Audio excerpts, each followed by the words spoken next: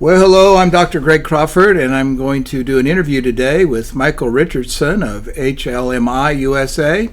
He's on a journey to go to Uganda and some other nations, so I'm just going to get right into it with him. So, what nations are you going to go to? Well, we've got Kenya, Uganda, Burundi, Tanzania, DR Congo, and there's 8 nations total, but we're going to be going to 5 this time. Wow. So do you have contacts, or is there ministry going on over there? Yeah, I've been in contact with Harvest Land Ministries International for probably 15, 20 years now with Bishop William Auma over there, who is actually the head of all of this. So with the United States and Pakistan, which is one church that I started, we'll now have 10 nations that we have in Harvest Land Ministries International. Wow.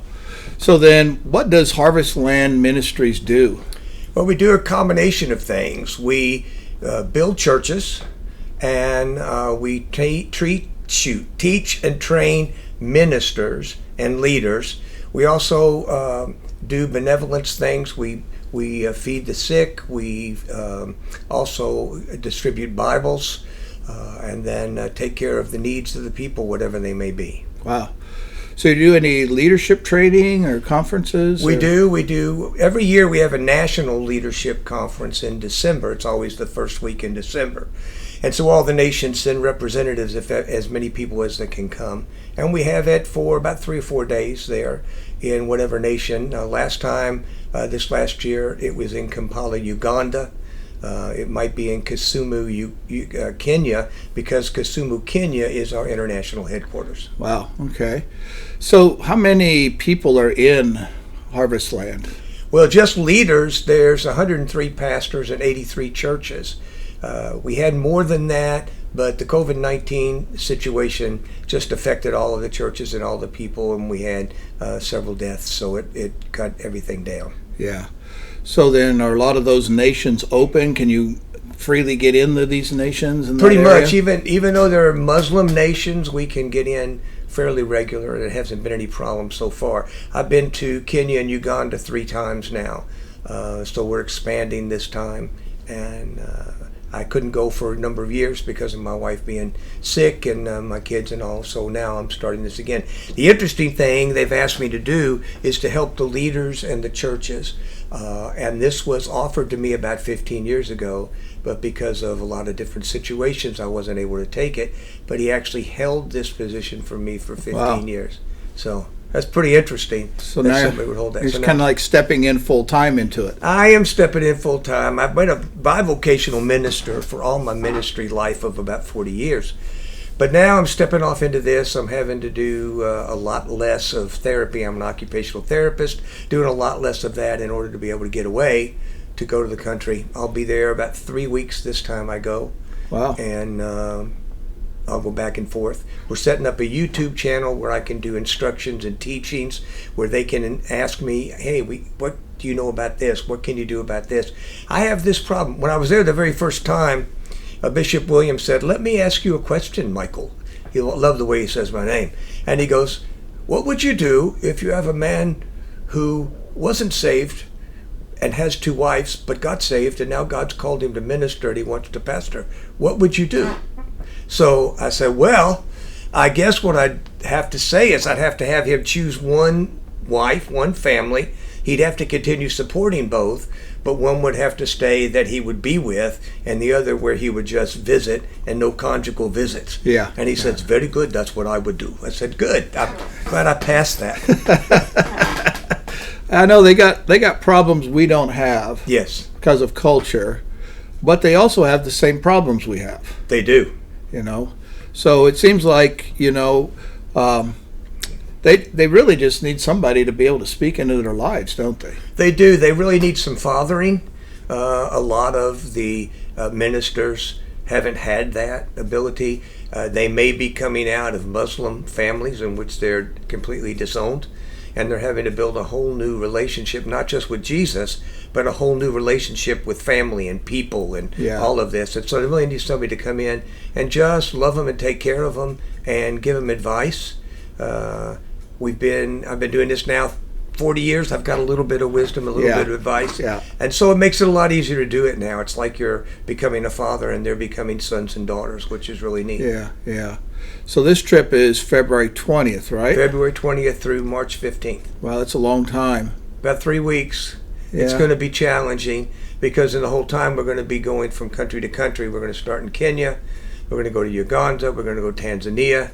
That was the trip when it was first formed, and other nations would come there.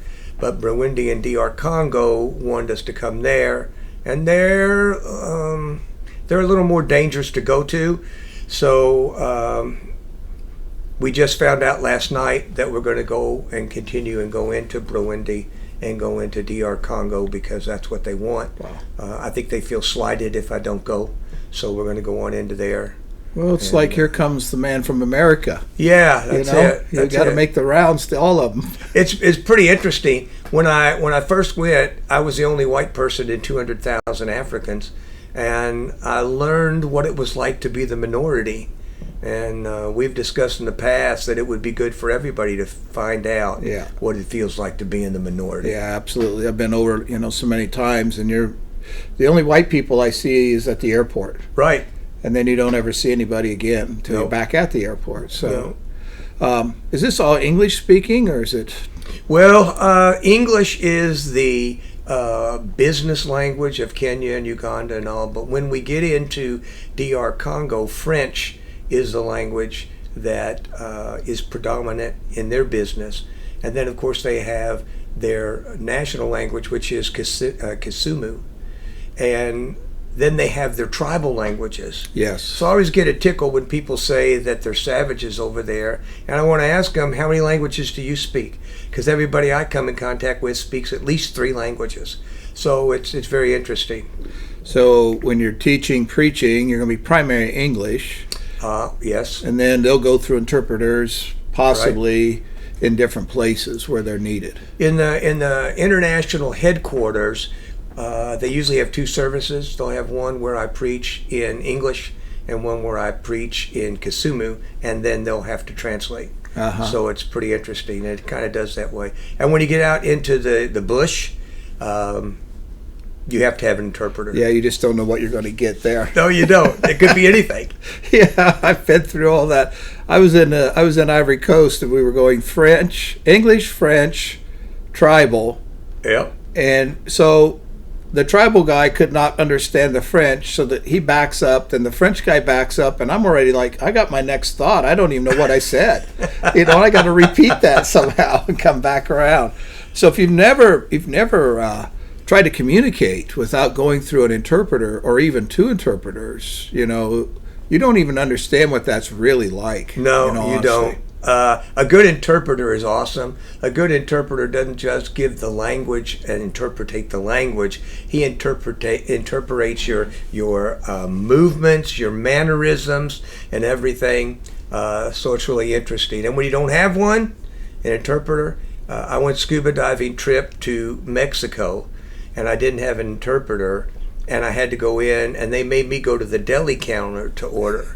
So we wanted a pound of ham and a pound of turkey. So I knew uno, and then it was for ham and for turkey. They cracked up, but I did get 1 pound of ham and 1 pound of turkey. There's a way to communicate. We just have to be willing to make a fool of ourselves in order to do that. Well, it sounds like it's going to be a great trip. It is. You're going to work with a lot of leaders. Yes. And so how do you go about that? What are you wanting to accomplish on this overall trip coming up? For this first trip, I want to let them know this is a whole new established position.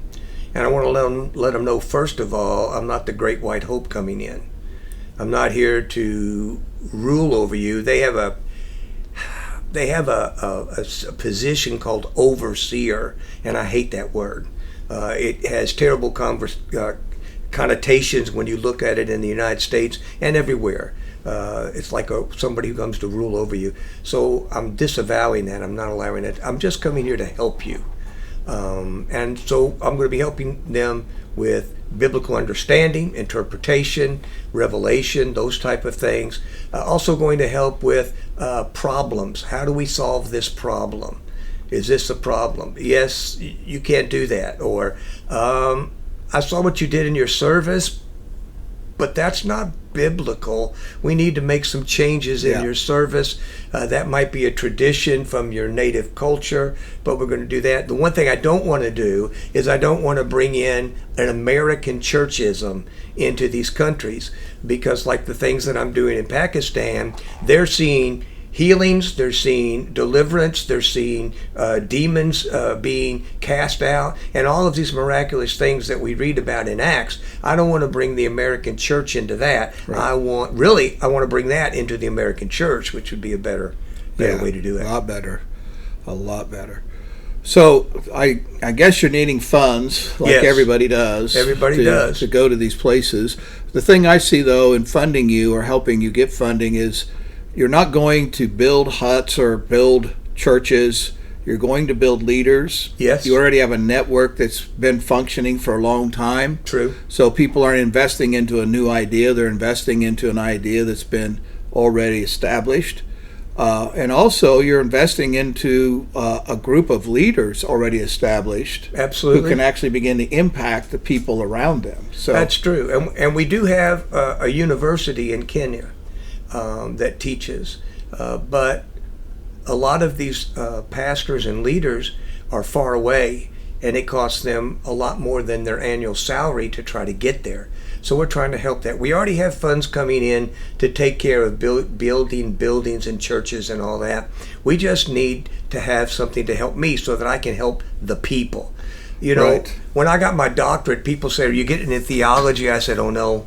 They said, "How about biblical studies?" I said, "No." I said, "My doctorate's in ministry because people are where I'm at. The people of God are important to me, and those that we want to bring into the kingdom of God." And so that's the main thrust of what I'm doing. Yeah. Well, like most people understand, it takes money to travel, it takes money to, get web stuff designed or whatever, to does. present ministry to people. Even on this trip, if you're going to record stuff, you need to find somebody to work a camera. You may need to get a camera for the trip to record stuff. It's all of that comes into ministry. It is, because I go by myself right now. I don't have anybody traveling with me. And all the funds that have been coming in for me to do this really come from my own pocket. The thing is, some people have contributed, which is absolutely awesome. But I'm an occupational therapist as well. And for years, I've been doing that for 43 years. But now I'm having to cut drastically the amount of patients that I see in order to be able to have the time to go. This trip's 3 weeks. Who knows what's coming up next? I know in the spring, early summer, I'm supposed to go to Pakistan. So all of that costs money. Yes. Yeah. And with my decrease in funding, I need help. Yeah. Yeah. Well, where can people give to this trip? Well, on Venmo, we have HLMI-USA. And with that, you can go on there and you can donate.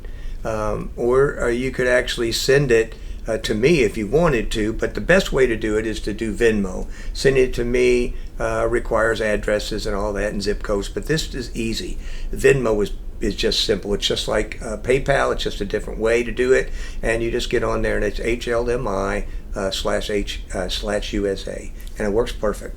Okay, and then you have a Facebook page. I do. It's brand new. On the Facebook page, we're going to have teachings. We're going to have digging into the Word of definitions, and we're also going to have spontaneous worship. God's blessed me as a psalmist as well, and so I've got all these spontaneous worship. I've know people that I'm going to get also to do it, and we're just going to post it. It's not produced. It's just raw. It's mostly things like when I get up in the morning to worship the Lord, I record them on my phone, and then I'm just going to put them up on it so that people can actually worship as well as get teachings and be able to dig into the Word deeper. So HLMI, do they have a website too? You got a website? HLMI International has websites.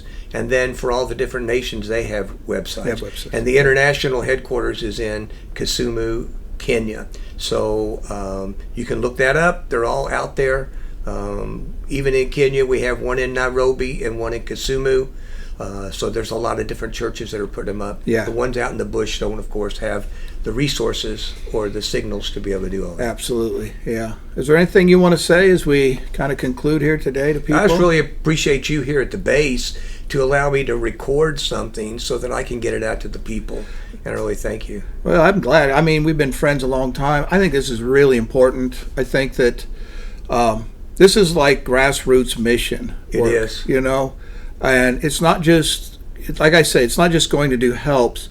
They can build a church better than we can build. Absolutely. But they struggle building people. They do. And that's where we have those expertise, and that's really what this is all about. And that's what I love about it, and I love the fact you're in so many nations already. Oh, it's absolutely, and I am so thankful to Bishop William Ouma because he's asked me to do this again. But fathering, when I was young, my father died when I was 7, and my whole goal in life was I wanted to be a father. And then when my wife and I got married, we were told we're not going to be able to have children, but God. You know, we have that phrase, but God. And so what happened is that God gave me a daughter and God gave me a son. Both are in their 30s. Well, no, I can't say that anymore. My daughter actually turned 40.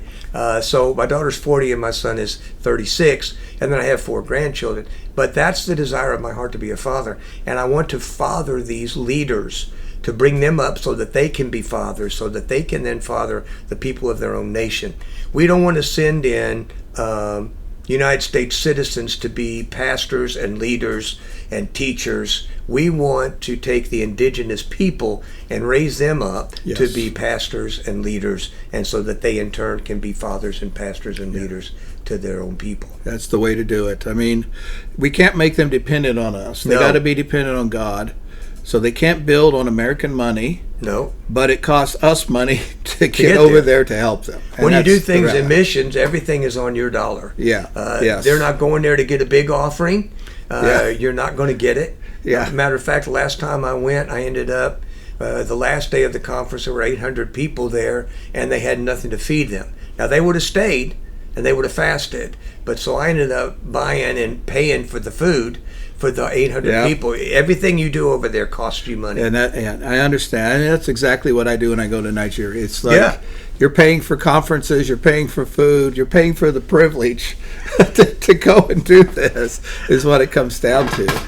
But the thing I look at is the investment is got like very much the eternal reward. It does. That's what I see if people give. They're not giving into brick and mortar. They're giving into somebody that has something eternal that's going to be ignited. Exactly. You're building a legacy. Yes. Which is just absolutely awesome. Yeah, that's great. Yeah. Yeah. Well, good. Well, it's good talking today. You too. Appreciate it. And I'm going to encourage people. You see, he got contact information there from Michael. If you have questions, you can get a hold of him. I really would encourage people, if especially if you're in missions or have a mission thrust or wanting a new mission thrust, to get a hold of Michael Richardson and maybe make HLMI a part of your missions program in your church. Yes. Maybe have him come in as a psalmist. He could come. Does great psalmist. As a psalmist, he's very great in music. And have him come in and do music and have him talk about what's going on and encourage your people. And invest in something that's eternal, and it's more than just building a church or something. This is really trying to change the course of nations. Yes, it is. So I really think it's a very good investment. So, Michael, thanks a lot for today. Thank you. I appreciate it. It's great being on. So, God bless everybody, and hopefully you'll look into some of these things and get involved. Amen. God bless you. Thank you.